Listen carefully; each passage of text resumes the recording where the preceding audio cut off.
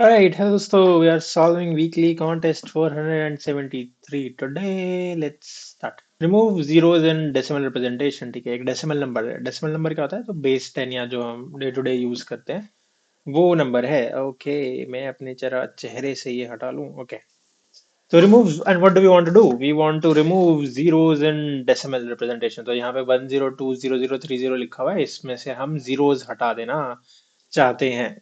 ठीक है, कैसे करेंगे? आओ देखते हैं. सिंपल सी बात है, तुम्हें पता ही होगा कि हमारा आंसर कैसे बनता है. ठीक है, यहाँ पे हमारे पास, अब हम देखो, तुम्हें पता ही है डिजिट्स हम कैसे निकालते हैं, राइट? डिजिट, लास्ट डिजिट हम कैसे निकालते हैं? बहुत सिंपल होता है, वो होता है एन मॉडुलो 10, है ना? तो जब तक हमारे पास नंबर एग्जिस्ट करता है तब तक हम लास्ट डिजिट निकालते रहेंगे. अगर लास्ट डिजिट जो नहीं है, किसके बराबर?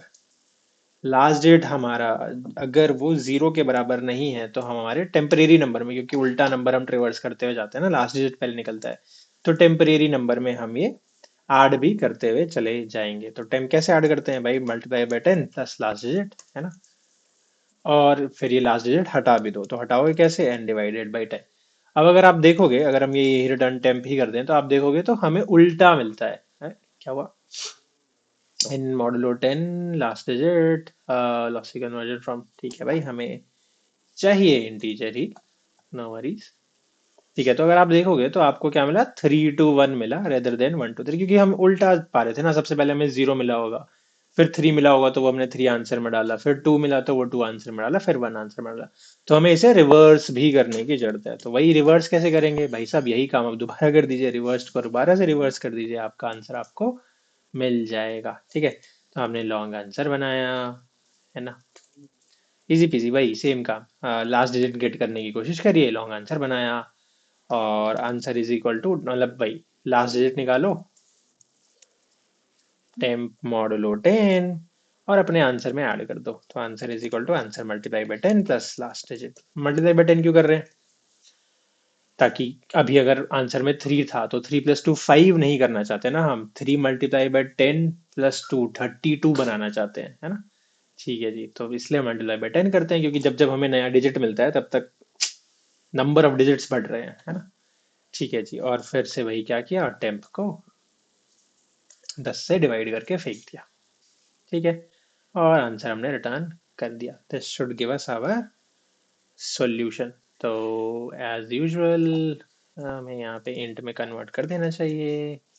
ए, ए, ओके, तो वी शुड गेट 1 2 3, एंड दूसरे के लिए हमें मिला है 1. Okay, let's submit. And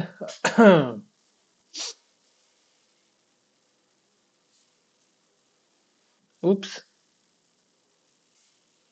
okay, let's take long long everywhere दोस्तों. इंटीजर में कन्वर्ट हो गया है सब कुछ. ठीक है, सब लॉन्ग लॉन्ग ले लेते हैं. एंड ऑब्वियसली ऐसे खराब सवाल में हमें ये सब गलतियां नहीं करनी चाहिए, बट ठीक है. सब सही आ रहा है. सबमिट. Works fine.